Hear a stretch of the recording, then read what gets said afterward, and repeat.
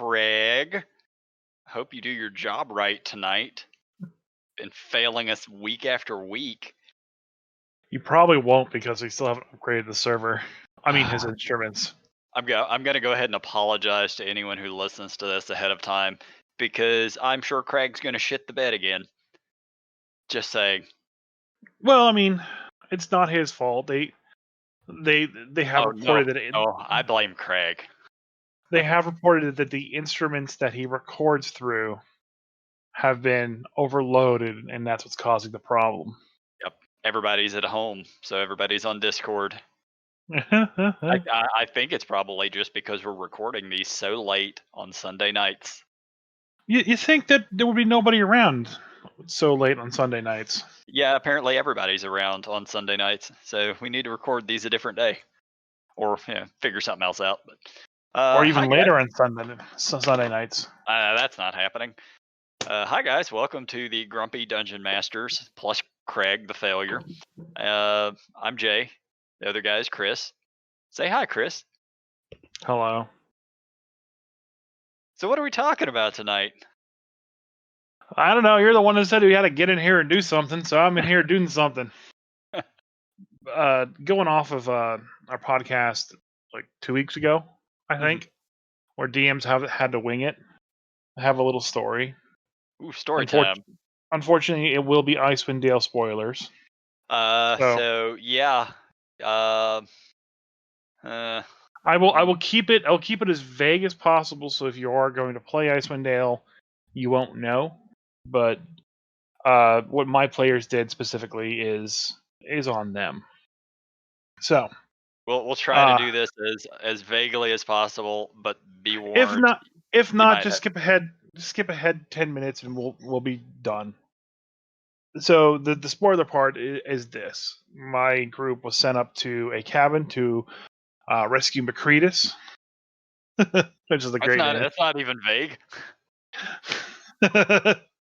Not even trying to hide names here. Right. And he's working on an artifact that could help him control weather. And the group set up there because they want them to recover it, because they want to see if they can fix the problems that the Frostmaiden is causing. Well, my group, through some shenanigans, starts working on this device, and they're doing everything appropriately to add the extra thing needed to the device to make it work properly. And my Goliath fighter, who has the secret of being born under the sign of the Frostmaiden, and thus is blessed with natural cold weather resistance, has pretty much aligned himself with the Frostmaiden's goals. So he is a Rune Knight fighter, and he just bluntly asked me, said, "Hey, since this thing has runes all over it, I'm copying the runes. Can I change the rune that looks like the Morning Lord to the Frostmaiden rune?" And I'm sitting here, I'm like, I don't see why you couldn't. So he goes off and does that, and instead of the device going off and causing summer to happen for 8 hours, he instead causes a unnatural blizzard that covers all of 10 towns. More winter. Yeah. And if that's even possible. And in the book, when you complete the device, the Frostmaiden gets mad at them and sends a hit party after them.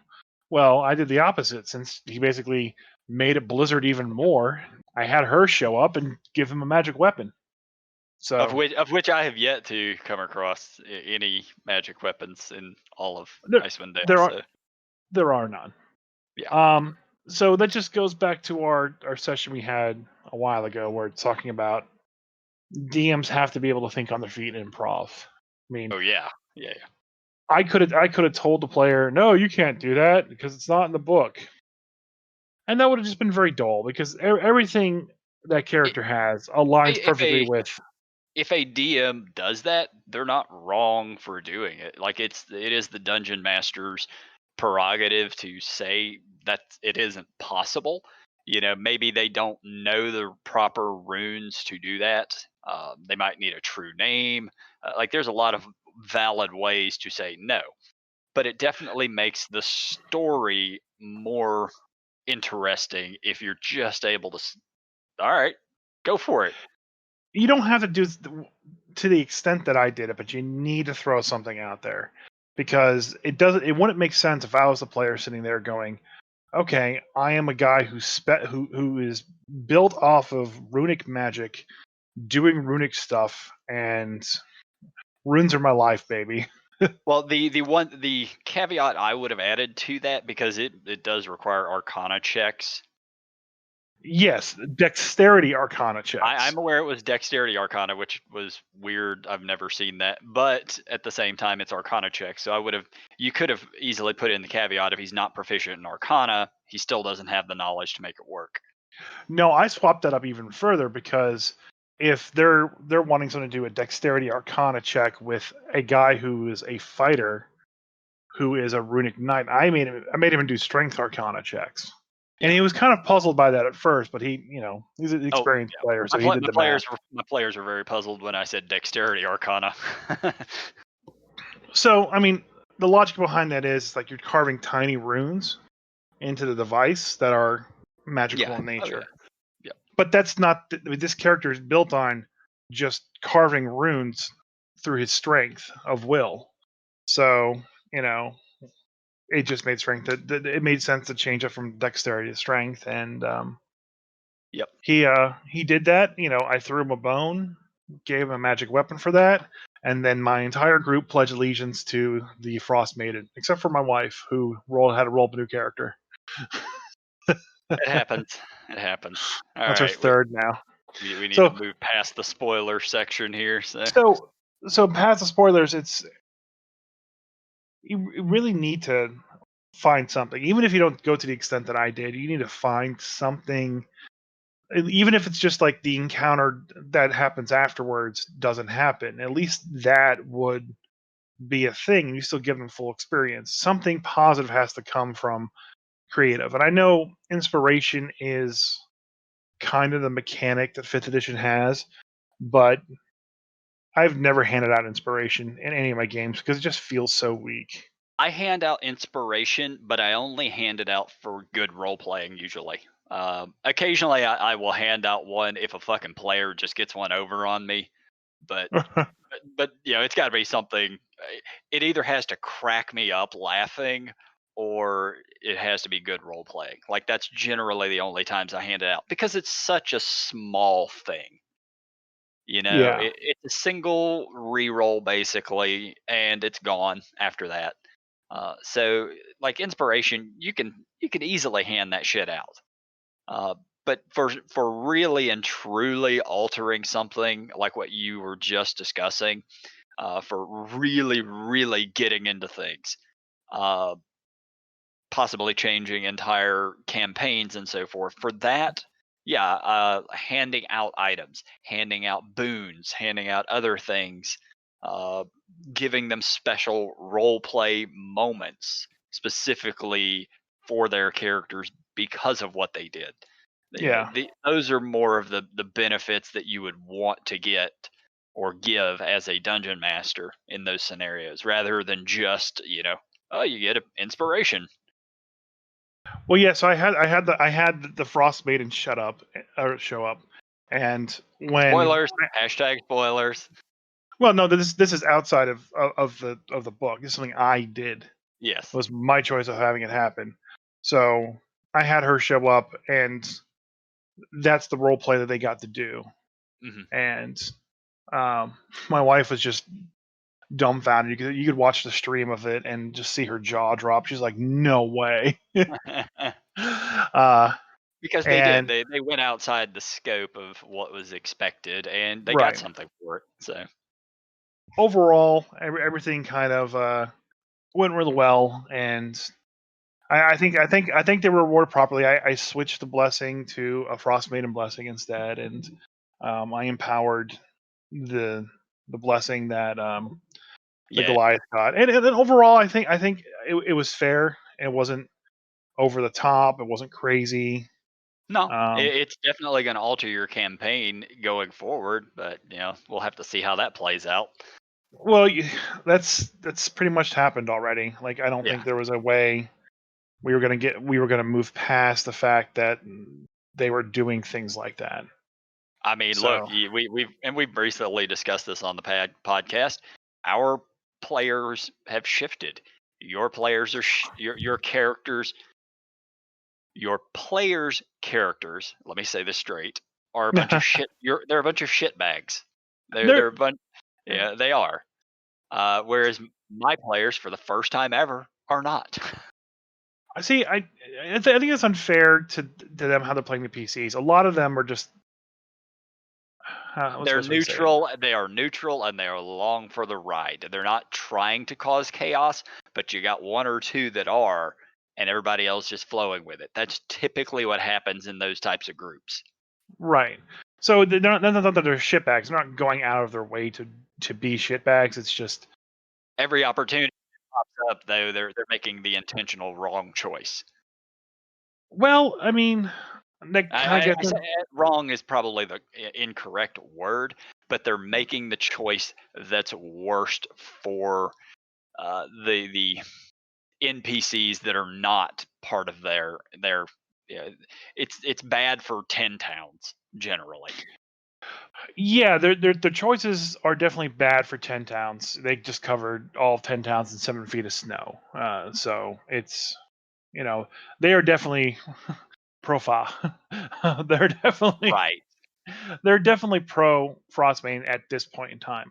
But that's not a bad thing. So like even on the Rime of the Frostmaiden forums on Reddit, some guy posed a question up there. It's like, hey, I have a player that wants to be, a druid of Ariel. Like, how do I Right. do that? Because Ariel is like set up to be the bad guy, but she's not really the bad guy. She has her motives. You have to kind of figure those out. Yeah. She is not an evil deity. That's actually not true. She is an evil deity. I was positive that. Nope. She is her alignment is evil. Speaking of evil, and we'll get to this later, but I had a thing that we're going to discuss She's about. okay. She's neutral evil. Right. Okay, she's not a chaotic evil deity. No, she No, doesn't go around. she's just sort of out for herself. It's Right, yeah. She's not intentionally spreading chaos or anything. She's just making yeah. She's doing what she does.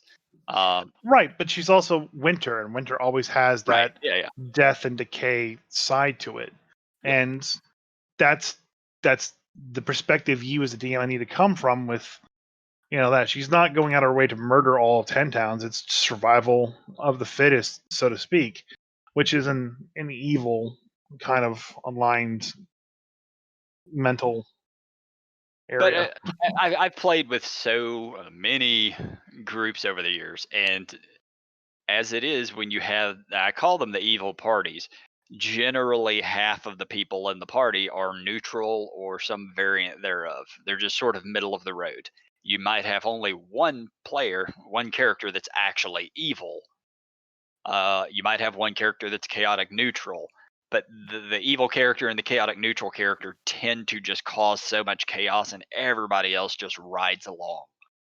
Yeah, but I will say that what's unique about my group in this particular thing is that they're not playing the PCs wrong. They're doing a really good job of playing them the right way. Yep, Like, they're playing them right, and everybody is having fun, and really that's kind of what matters. right. It's when you start breaking down the whole campaign and players stop having fun that it becomes the problem. They're not the murder hobo Hmm. Yeah, group. that yeah. They're not doing that. They're not being that terrible They're being trope good group. players. Yeah, they're being good players. They're just playing terrible characters. Uh, yeah, they're doing it fantastically. Like they actually had a bit like a discussion of like they're all their PCs backstories in the situation, and there was another almost PvP session because of it. But that was just because of how good that they're doing, um, which is something that was very interesting in how my game kind of got around to becoming what it was. So I be more spoilers for Frostmaiden. Oh well, I don't care. Yeah, Uh, no, I care. Let's not do more spoilers. We but I can do want. this in. It's hard because it's like they're doing such a fantastic job with the cards that they are dealt. Like I wouldn't want to have done this with any other group in any other way because it just wouldn't have worked out. And now they're just it's fantastic and everything is going perfectly. And it hasn't derailed the campaign at all. It hasn't even changed anything. Like the story is still going to be exactly Yep. what it was before.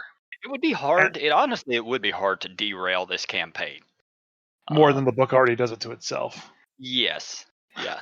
Yeah. Yeah. The book tries to fucking derail itself, but truthfully, I think it'd be really difficult. I think the only way to derail it would be if the characters just decided to somehow leave Icewind Dale. Yeah, we're got peace. Yeah, either that or they could just be those assholes who are like, "No, I'm just gonna stay in the inn. I don't care what's going on out in the world." But yeah, that's I know we've talked about those kind of players before who just don't actually want to participate. But that's don't play the game if you're not actually going to properly participate in it.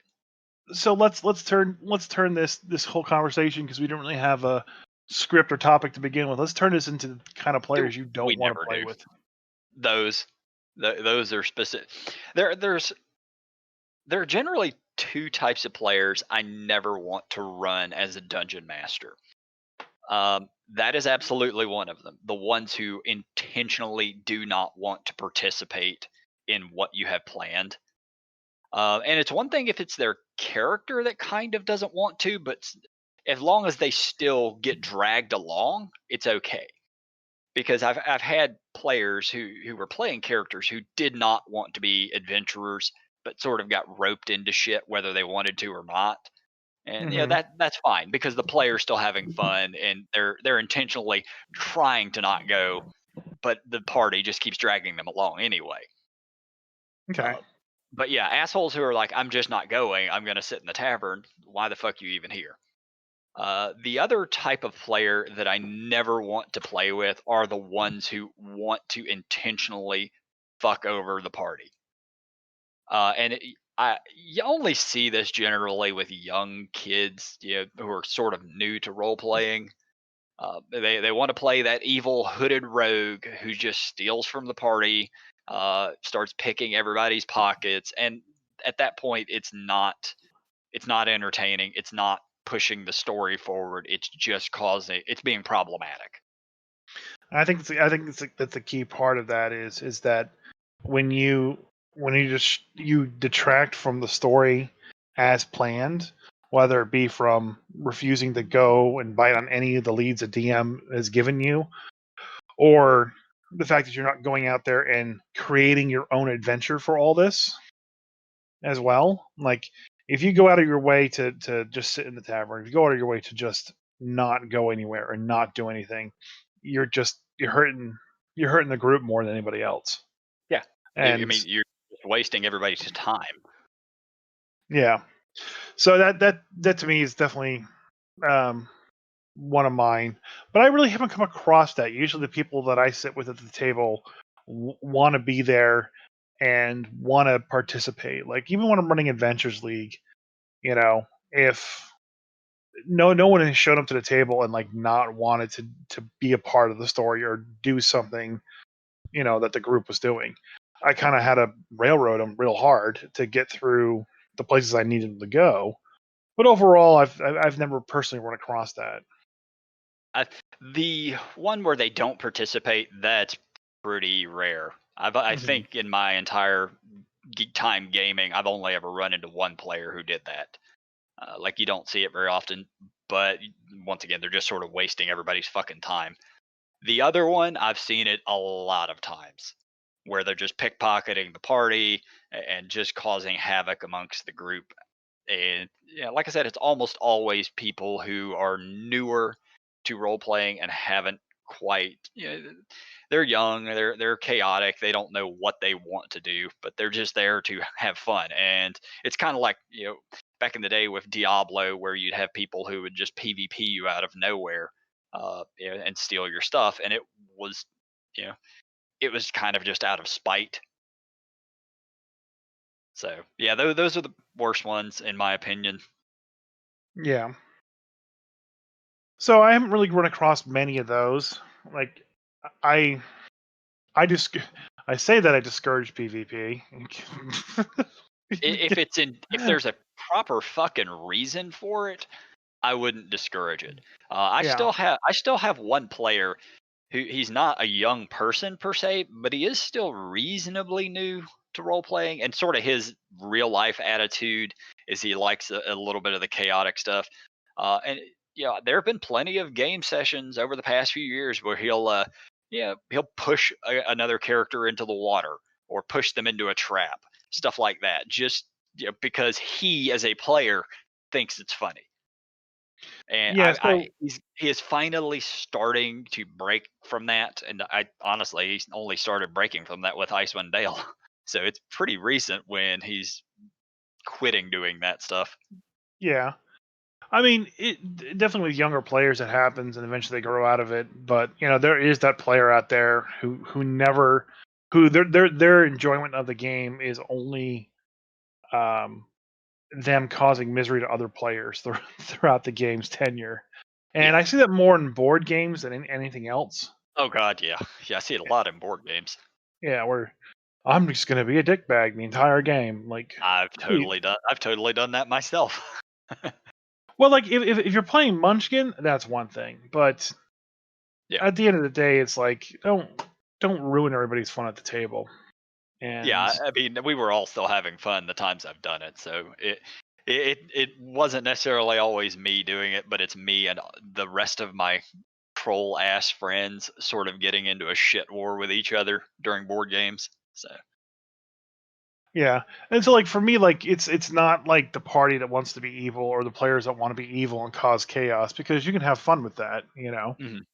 Like to actually put it to a point, the group that I had play through Waterdeep, they were just straight up evil. that's that's the time where my wife goes through and just murder hobos the entire Church of Elstray. Yep. just yeah, I just we just killed them all. Yeah, that's Yeah, just how it went. Like yeah. I that's a mean murder that's hobo evil. shitbag group. Yes, that is definitely a murder hobo shitbag group. But it's not quite as bad if the entire party is a bunch of murder hobos. It's when you have three people in the party that are murder hobos and the fourth person is trying to be a lawful good something or other or neutral good, because then it's just conflict constantly. Yeah, If every one of them is evil, it actually works out all right so long as they're not trying to fuck each other over. yeah, and that's well, I'd say that would be my group. But the problem is Icewind Dale is built. It is sort of built that way, yeah. It definitely it's can cause it. it's built to be the thing where like, yeah, I don't trust that person or that person or that person. And why are we all here together in this room in the middle of death? Yep. So it's So funny that we are talking about this. So you know who Joe Magnazelio or whatever the hell his name is? Uh, yeah. so he was answering like questions that people had thrown at him, and one of them was kind of interesting to me, and it's actually in line with what we're discussing. So, what is more dangerous to a campaign, lawful evil or chaotic evil? For like characters. Um I didn't chaotic even. evil chaotic evil because they don't know how to play chaotic evil correctly. Yeah, see, I am actually on the lawful evil being more dangerous to a campaign. Well, I don't think people know how to play lawful evil. Well, I don't think people know how to play evil correctly, but like when yeah. my wife played her drow cleric of Lolth, it was lawful evil. Hmm. And she just followed all the teachings and regulations put down by law. That makes you lawful evil. Yeah. You know, it's But just assuming that people are sort of playing it close to correct, which one is worse? chaotic evil. Yeah, see, I'm still on the lawful evil trait. So chaotic evil, I think it's highly detrimental for a short period of time, but somebody who's playing chaotic evil in and obviously it can vary from campaign to campaign, But if it's any sort of city-based campaign with law and order, that character's done, and it's going to be done very quickly. Like that character's probably going to be dead or have to flee within the first couple of game sessions. Whereas Mhm. a lawful evil character, it can survive long term and manipulate the party and manipulate the campaign if it's done right. I think Right. it's probably more conducive. It's going to work better within the campaign setting. It's definitely not going to create the chaos that a chaotic evil character does, but it's just the length of how long you can get away with wicked evil shit. And that's why I would say it's more difficult to have chaotic, because when I sit down and do a game session and I'm planning things out, I can plan things out. Hmm. But if you're just going to be chaotic evil, the real shitbag character, and just, oh, I'm just going to go burn down this orphanage of people, like, Yep. I then have to pull out a different map, and you've delayed the story, and you've probably pissed off people in the group. Whereas a lawful evil person, you kind of know what they're going to do ahead of time, so you can have some idea of how to plan around that, you know? Yeah, lawful evil, they're not going to try to wreck the campaign. They're not going to try to wreck the party that's with them. Yeah, they're general, but they are going to constantly be doing evil stuff. It's nothing for them to fucking, uh, I'd have robbed people quietly in back alleys. It wouldn't be anything for them to, I don't know, just yeah, Well, that kind of brings me up to the player that I don't like to have at my table, which is the I'm going to cause trouble, chaotic evil person. yeah, Like, so, um, I was doing my Everyone is Naughty Christmas adventure for my group at uh, the brick and mortar store that last year, and of which I will uh, be running next weekend, so I'll have plenty to talk about for the next podcast. yay! So I called up like all the players, like, hey, I want you all here to play. I want a lot of feedback, and I want this to go good. And one of the guys came up, and he's always had he's a lawyer by trade, but he's just very bookwormy. Not in a Mhm. bad way, but just it, you could tell socialization and being an extrovert is hard. He's a very hardcore introvert. He's a great guy, and but he always plays the chaotic evil goblins and won't play anything else. All right, Because his life is so lawful and structured, he uses D&D to get the rest of it out. probably, and I don't blame him for it. So I'm I'm not going to take away his fun and let him do that. But this is just an example. Um, he uh, he was doing the campaign and just doing everything, and by God, did he derail the campaign that I was trying to just get done. Just like I just wanted to run my one Yeah, shot. But he was 5 hour long one shot. right, and he was just going around pickpocketing, trying to murder NPCs and stuff like that. I'm just like, come just on, dude, just which is just literally the character, the player type I was just discussing that you never want to play with. right. So that's why I don't like the chaotic evil like players. I mean, that this is the reason why, and I don't want to discourage it. Like, if you can be chaotic evil and play it right, and you're not causing me to pull out different battle maps or do different horrible things because you're deciding to murder the level 13 war priestess that I have in the tavern because you want her stuff. Like, Yeah, that's going to end real well when you're 5th level. come on, dude. Just there's six other people at the table, and he always kind of that was always just his MMO. He just always overspoke everybody and try to get things done. And he's but when he was in character and doing the stuff in character, it was great because there's a few times where he just sold out the party to like an incubus. You know, Yeah. it's just like, yeah, I'll sell all their souls if you let me out. All Yeah. right, like that's great, that's perfect. Do more of that, but just Yeah, but keep Don't it. Yeah, cause roll with the campaign. If you're gonna do, yeah, just don't cause havoc that disrupts the campaign. right. So that's kind of the issue that I've always had. Like I said, I've never really came across a player that didn't want to be there or didn't want to, have fun or derail anything like that. But I know those people exist. I mean, you've sort of met one. You were just talking about him, so. No, But I'm saying about your other kind, where they just sit there and not. oh yeah, yeah. I'm sorry. Yeah. Yeah, like those. They're once again, they're pretty rare, but I have seen it before. So Let's see where was I going with this? I, I don't I, I still remember. have I still have to echo how freaking fantastic my group is though. They're they've given me the freedom to like do stream it online and do all other stuff and help me work through it. And the fact that like I have really skilled rules lawyery kind of players, but in a good way. I can just go like, I don't know that spell, look it up and tell me what it is. Yep. Um, like I couldn't ask for a better group. Still need to find a fifth person, but I couldn't ask for a better group. I mean, if the campaign's running, you've got a good group. So Right. we also had somebody message us recently asking where to find players if you're a dungeon master. I'm surprised we haven't really talked about this much.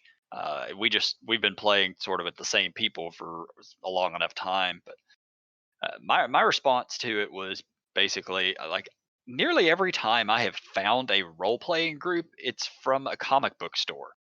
Like I go to whatever the local comic book or gaming store is, and just from being around there, I meet people, and then we all just start role playing together. Sometimes typically we started up at the stores that I was at, and then after a while, we transitioned to running at people's houses. Um, Yeah. the only other one, like I once joined. Actually, a couple times I joined a group by going to a comic store, and some comic stores will have like a board up where people could put notes and messages and stuff. And I was just looking for groups to play in, and I was like, oh, all right, they're looking for players. So I just called them up and messaged them or whatever, and you know went over there and played some D&D with them. And I've done that a couple different times. Like I would assume most of the people that you play with you met at a gaming store as well. Yeah. That's pretty much the only way I've kind of met the players. Otherwise, I've been like a friend that would come out and play with us.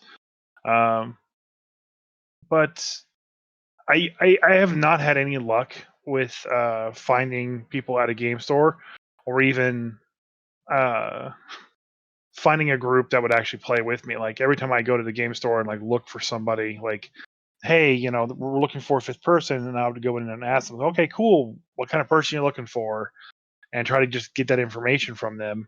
Hmm. I it's never gone well. They've always been like, we play 3.25 with this very added specific skill set, and if you don't play it this very specific way where the DM gets to basically charge you 4.95 an hour to play the game, we don't want you in the campaign. And I'm just like, that's just ridiculous. Why? Yeah, yeah, that sounds a little ridiculous. Like, yeah, the D&D community is fairly large, but I wouldn't say it's so large that you can just straight up refuse you know, the ability to play. Like I don't care about 4th edition, but if that was what was out at the time and that's what everyone around there was playing and I want to play, I'm going to jump in. I'm Yeah, going to suck it up, I'm going to make the best of it, and I'm going to have a good time. I just I've come across that so much. So my story is when I was living in Virginia, there was a real big game store down there, and they were looking for another player for their um, Death Watch, I think it was 40K game. Um, Yeah. Yeah, I remember that one. and I was, it was a role playing game, and they said they would accept any player, and it's an experience preferred.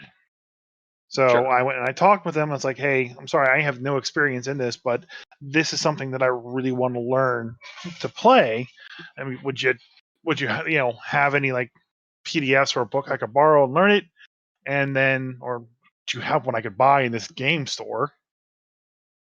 And would you let me play?" And they're like, "No, we only want someone that has at least 5 years experience playing this campaign setting." A fucking job interview? Right? Are you So fucking kidding me? I was like, I was just dumbfounded by the fact that I had to have 5 years experience playing this specific I campaign have setting. I have 30 fucking years of role playing experience, and I would not be accepted into that group because Right. I don't have 5 years of some shitty setting. Like So I have probably a couple decades worth of experience and knowledge in the Warhammer settings, uh, but I don't know that specific system. yeah, I was very taken back by that, and Yeah, I I would have been too. didn't I didn't go back to the store for a while because I knew that group in there was, it was a bunch of older guys, but I think like a couple of the employees and I think the owner were a part of that game, and it really rubbed me the wrong way. Like, I've never turned down someone from playing Dungeons and Dragons.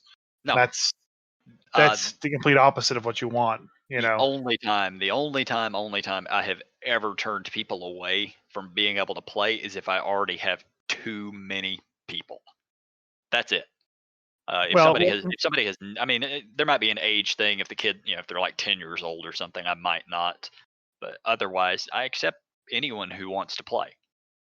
like even then, like if a 10-year-old wanted to play like that night, sorry, it probably won't happen. But like I would work out some way of getting him back to have that game that he needs, Yes.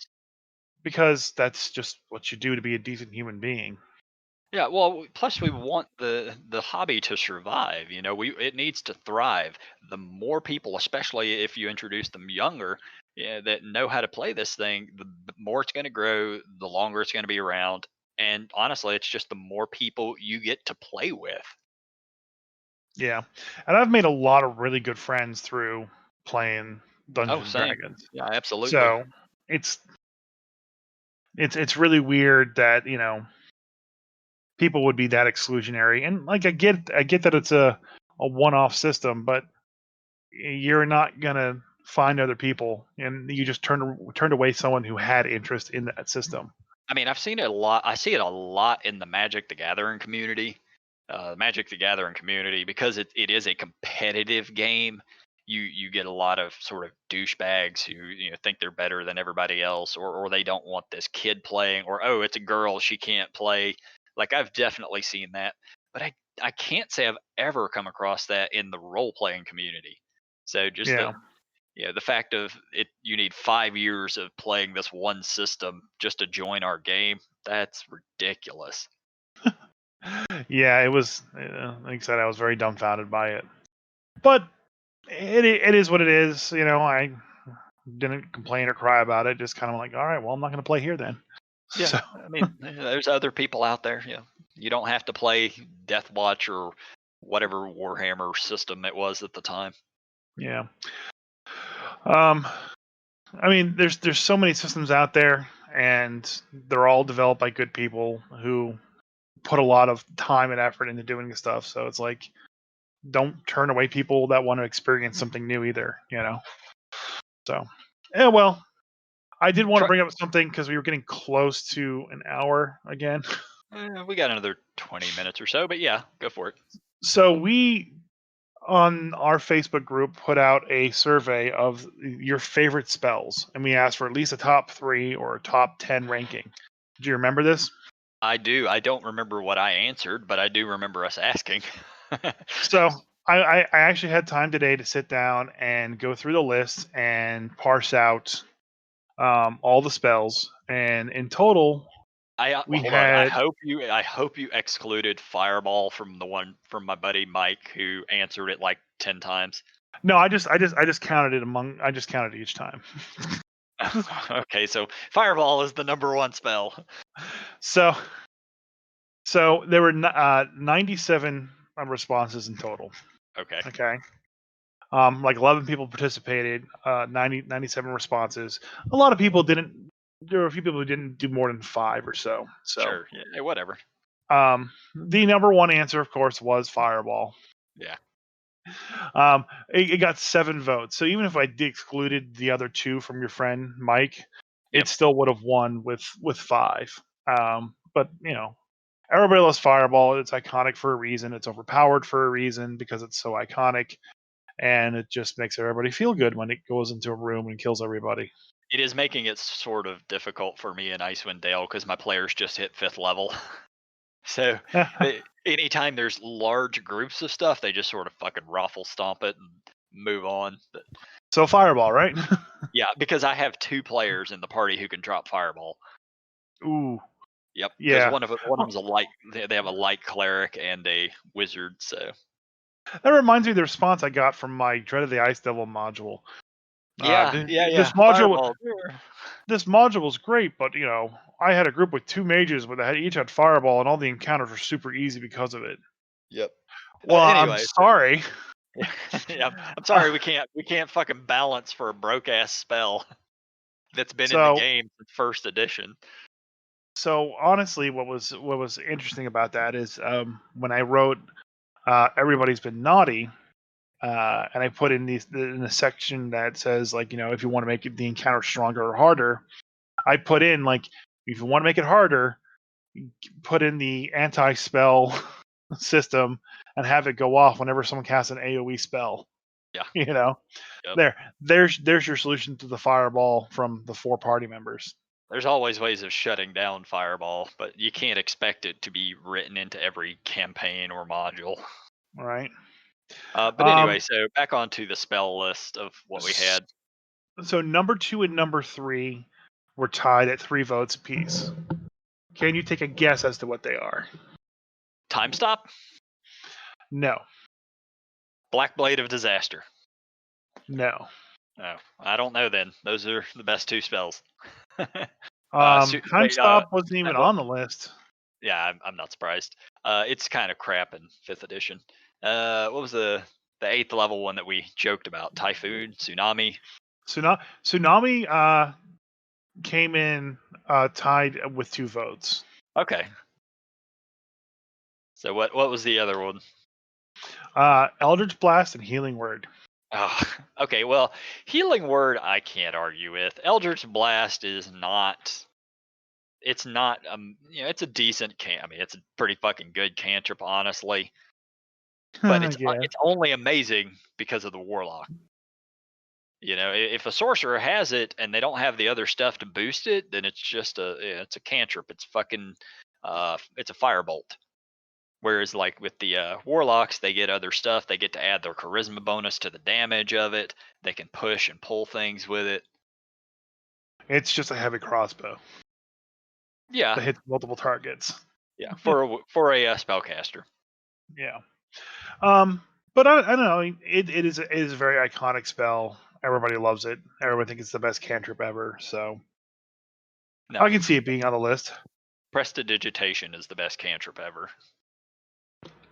Well, speaking of prestidigitation, the following spells got 2 votes each: Find the Path, Hero's Feast, Mage Hand, Misty Step, Prestidigitation, Psychic Scream, Revivify, Shape Change, Shield, and Tsunami.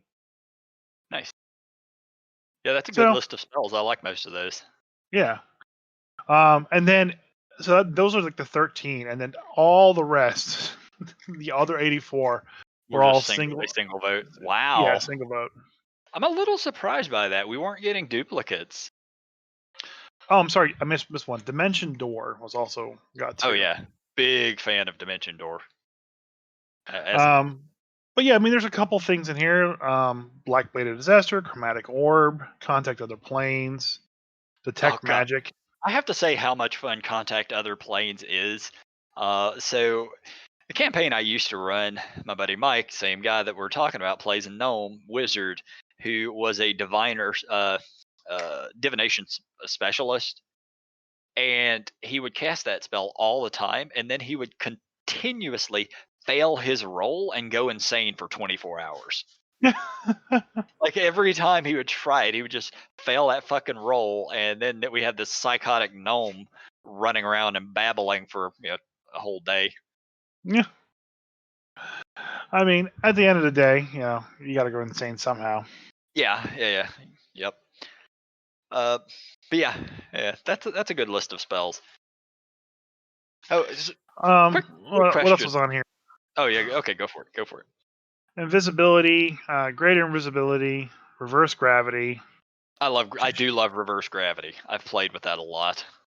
meteor swarm, mirror image, spiritual weapon, simulacrum, shillelagh. Shillelagh. We used to have a druid that every time he would cast Shillelagh, he would yell it like that. And then he would hit things with it.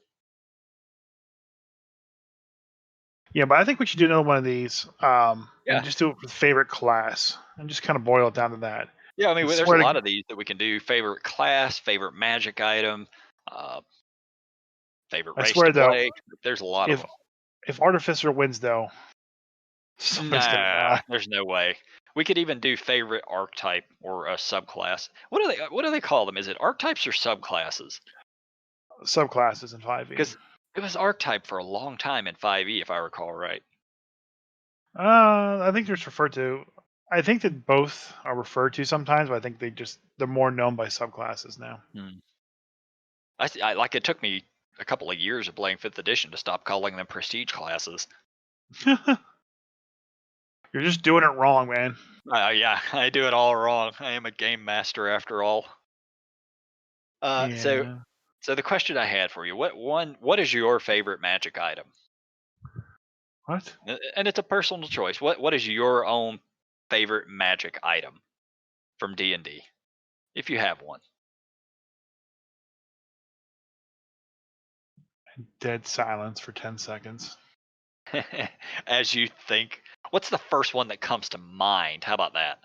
+3 weapon. Okay, well, I mean, to be fair, you play fighters. Yeah. You play fighters, so a +3 weapon would probably be your favorite magic item.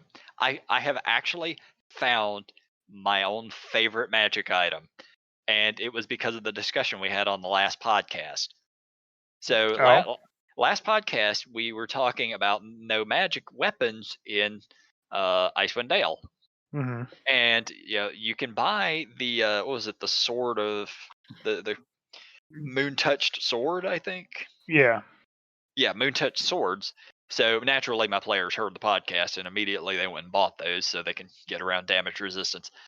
But because of that, I started looking through every one of the little common magic items in Xanathar, and I came across the Staff of Bird Calls.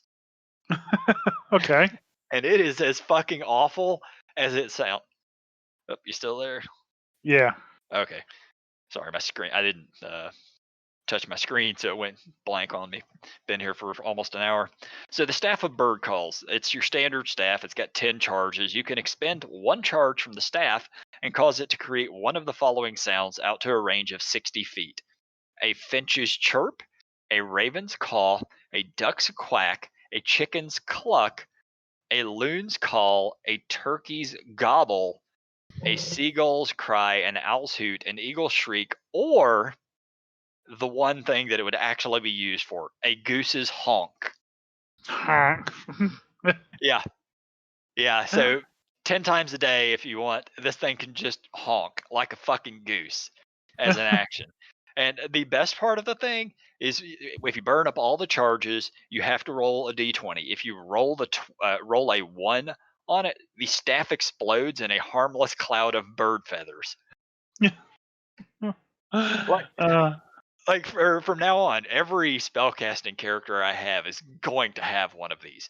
I'm just going to walk around into fucking taverns and honk it and just wait for it to blow up, just in this poof of bird feathers everywhere. They're so cheap to buy. Why not? It's 100 gold, whatever. On that list of Xanathar's common magic items, I will say my favorite one on that list is the magic key that has the Oh yeah. 5% chance of opening any lock. Yep. Yeah, Um, I actually told that to talk to my players about that. They could just buy like 20 of these things. Yeah, just keep trying every one of them until you get it. right. I think that one to me is the best one. Just sit there, just like eventually it'll open up, because you know you're going to keep using that key, and eventually you're going to run into that one time that you use it, and it just breaks the campaign setting because you didn't have the right key, but Yep. the door got opened anyway, so you get the chest full of treasures, and the DM's crying into their hands because everything is ruined now. It's all your fault.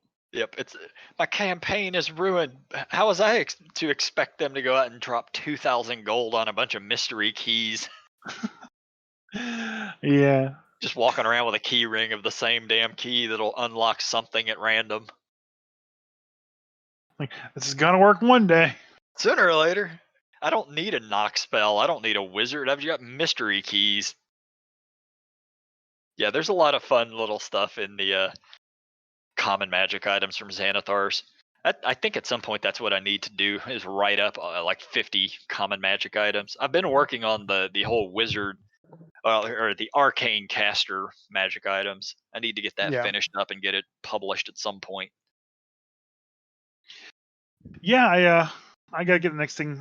I just started working on the next thing now.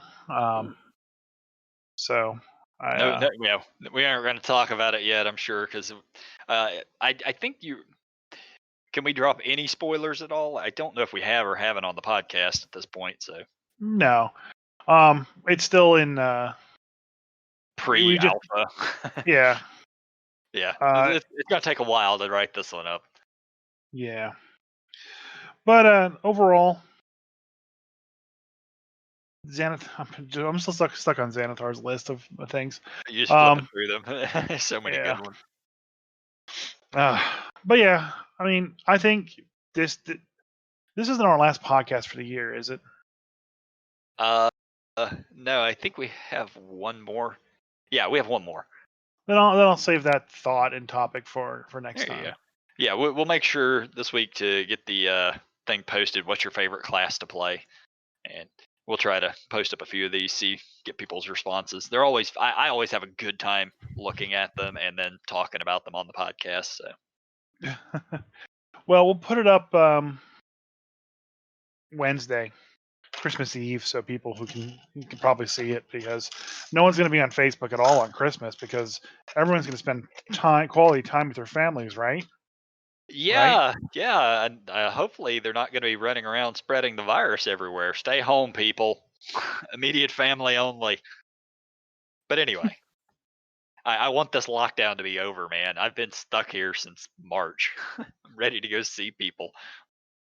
You can't go anywhere. You I stay in know. Alabama. Oh. All right, guys. That's it for the podcast. Hope everybody All right. enjoyed and see you next week. Craig, if you screwed up, I'm going to beat you up. Bye, Craig. I'm going to call your brothers. Get him, Trevor. Get him.